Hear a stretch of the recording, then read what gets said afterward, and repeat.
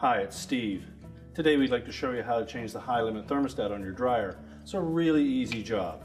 All we're going to need is a 1/4 inch nut driver, a small flat blade screwdriver, maybe a pair of needle nose pliers, and a thin blade putty knife.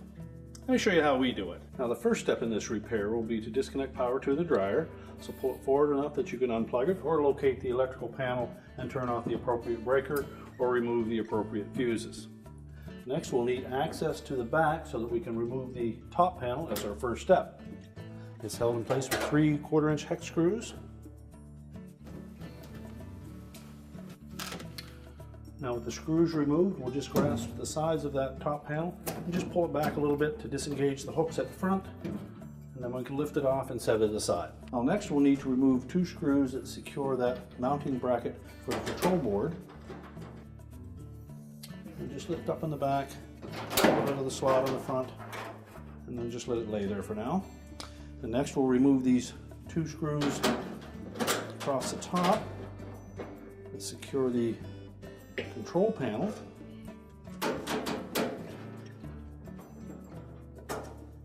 And we also have to remove this trim ring around the door and in the center of the console. So just lift up gently at the top to disengage the mounting clip. And then using a putty knife, we're going to just go into that edge, and we put a little bit of tape on there so that we don't damage the finish. We're just going to pry that away all the way around.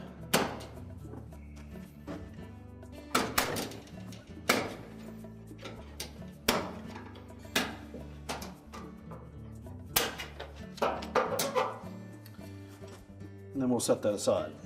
Now with the trim ring out of the way, we'll next remove the console. Just grasp the mounting bracket, pull straight up, and then lift it away, and we'll set that aside.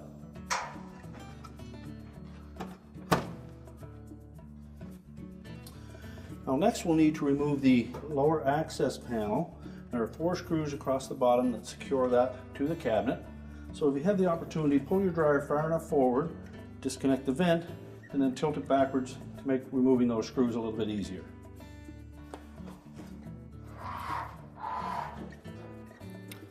So remove all 4 screws.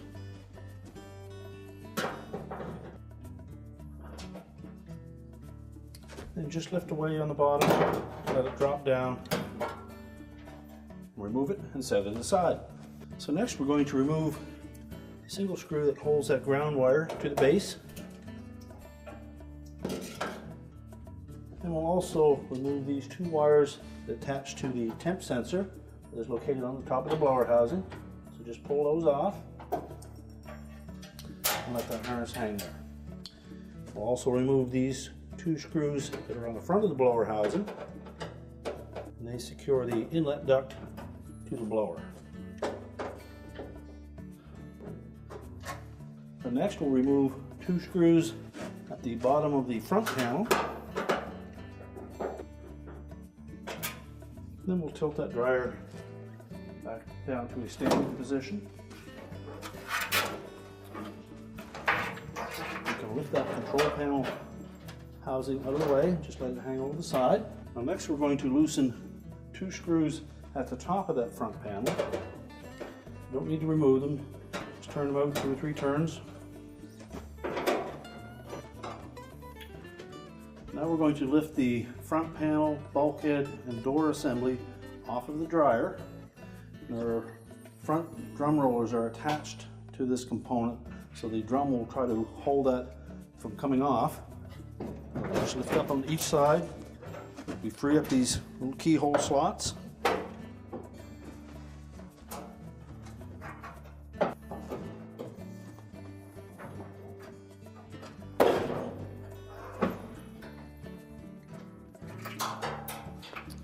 And then we can set that assembly aside. Now that we have the front panel and bulkhead off, we next need to release the tension on the drum belt. So reach in on the right hand side over top of the blower outlet, locate the idler pulley, reach in on the left side, grasp that pulley, pull it to the left to release the tension on the belt, Roll the belt off of the motor pulley and the idler pulley. Now next we'll take that belt. We need to make sure that we are free of the idler. We should have about that much slack in the belt. We'll use that to lift the rear of the drum off of the drum rollers. And we'll pull the assembly out through the front of the cabinet and set it aside. So next we'll remove the wires from the high limit thermostat. You may need your needle nose pliers. Just grasp the terminal itself.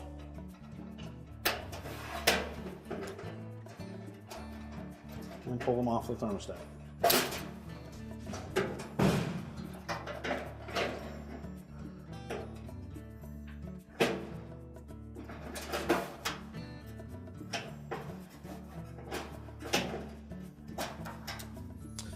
Just inspect those wire terminals, make sure they show no signs of arcing or corrosion or overheating, and if they do, you'll need to replace those jumper wires. You can then remove these screws that secure the thermostat to the heater housing.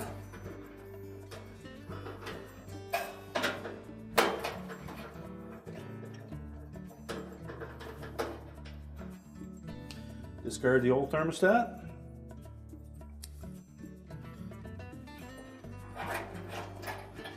Position the new one on the housing and then reinstall the screws.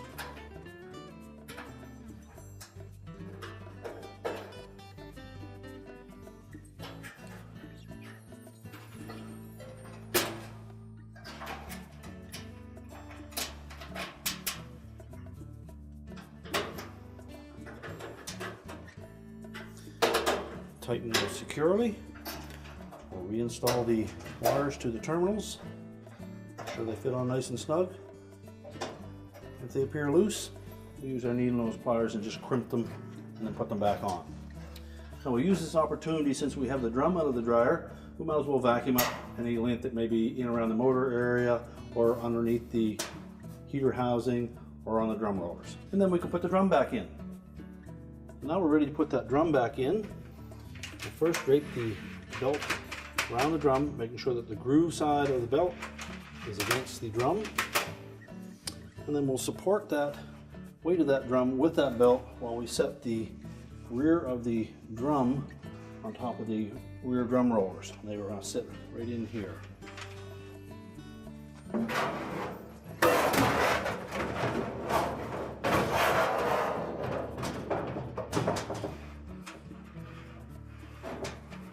sure that's sitting firmly in place.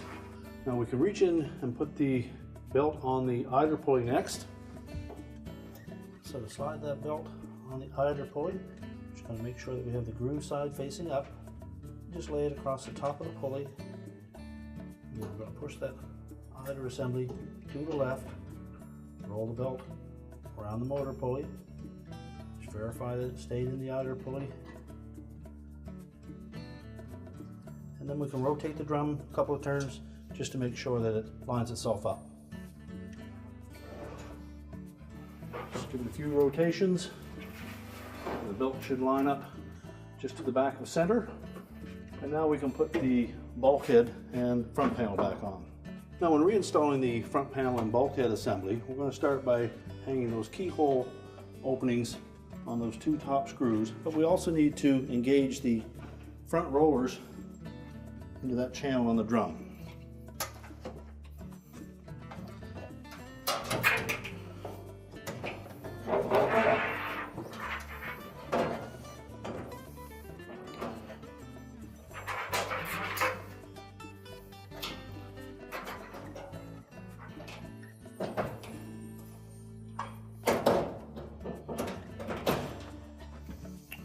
Just make sure it's sitting on both sides and then support it.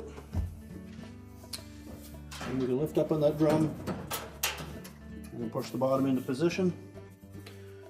And then we can install the two lower screws.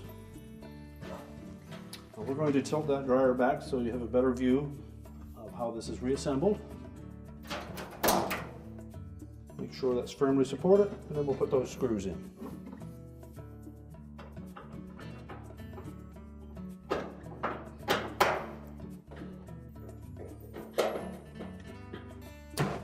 Next, we'll put the 2 screws in the front of the blower housing.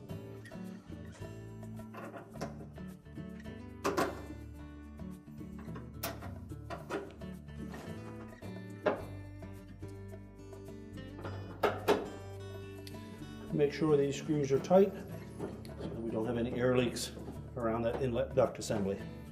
Next, we'll install the screw for the ground wire.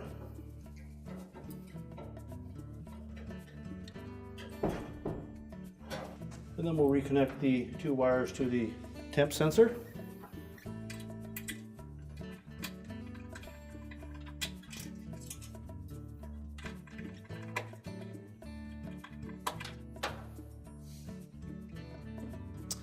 And then we can put the lower access panel on. We'll begin by tucking this lip at the top of it underneath the front panel.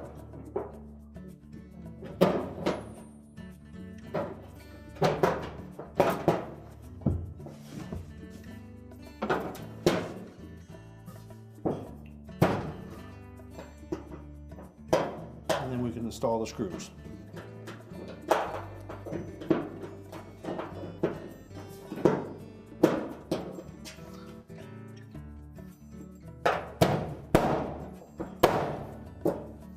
Once we have that lip tucked in, just keep some upward pressure on it, and then we can install the screws.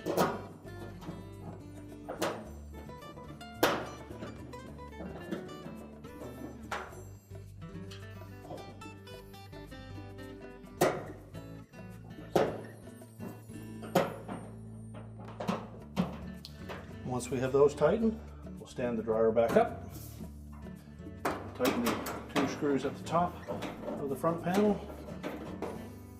And now we can put the console back on.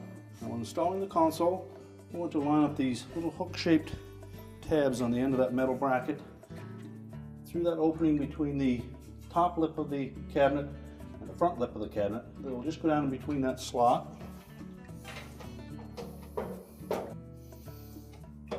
And then just press it down into place and install the 2 retaining screws on the top.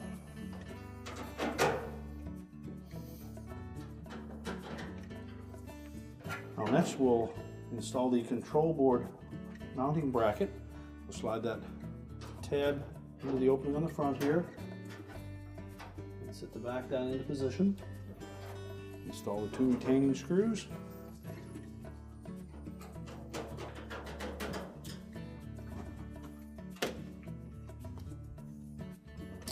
And then we'll re-engage that little arrowhead fastener for the wire retainer.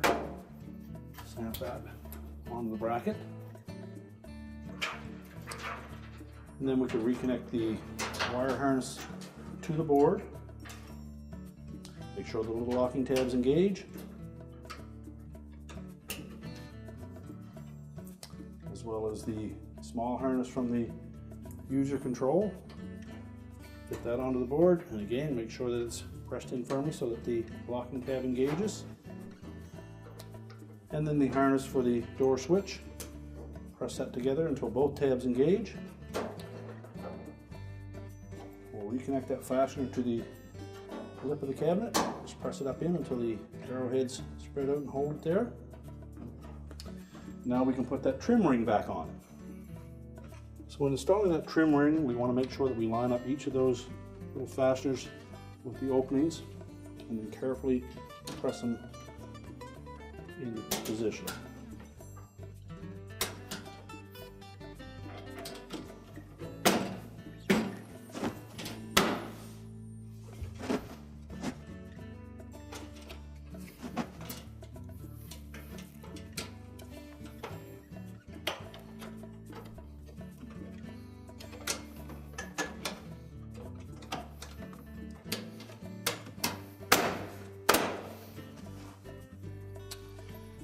And then take the top of it and press it straight back till it latches. We're now ready to put the top panel back on. Now when installing the top, you'll note these little tabs towards the front. There's one on either side, and they will engage these little tilted up tabs on that cross bracket for the control housing. So we'll set that back, lay it in position, just about 3/4 to an inch back from the back edge of that console.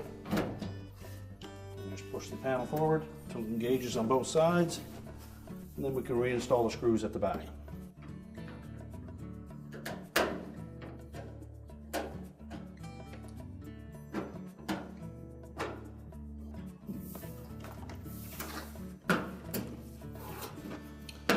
We're now ready to reconnect the power, and our repair is complete.